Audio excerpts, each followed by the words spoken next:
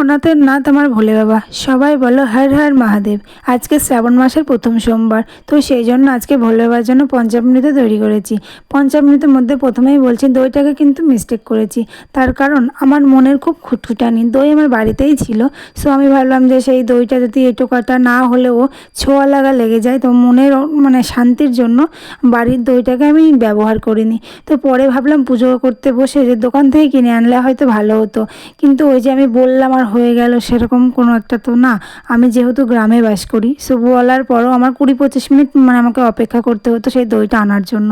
তো ততক্ষণে আবার পুজোর টাইম আমার ওভার হয়ে যেত, যেহেতু আজকে 9টা 35 পর্যন্ত মানে একটা শুভক্ষণ ছিল ভোলে বাবার পুজো করার জন্য। তো আর বাড়িতেও সেরকম কেউ ছিল না, তো ভেবেছি যে পরের দিন সকালবেলায় সকাল সকাল পাঠিয়ে দেবো দইটাকে আনার জন্য।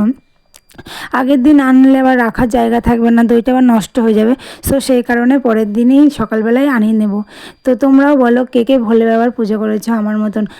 আর হ্যাঁ, যারা যারা ভিডিওটি এতক্ষণ ধরে দেখছো সবাইকে অসংখ্য ধন্যবাদ। আজকের মতো ভিডিওটি এই পর্যন্তই, পরের ভিডিও দেখার জন্য অপেক্ষা করো। আর হ্যাঁ, ভিডিওটি কেমন হয়েছে জানাতে কিন্তু একদম ভুলবে না। যদি কোনো ভুল ত্রুটি হয় অবশ্যই কমেন্টে সেটা জানিয়ে যাবে। তো চলো, টাটা।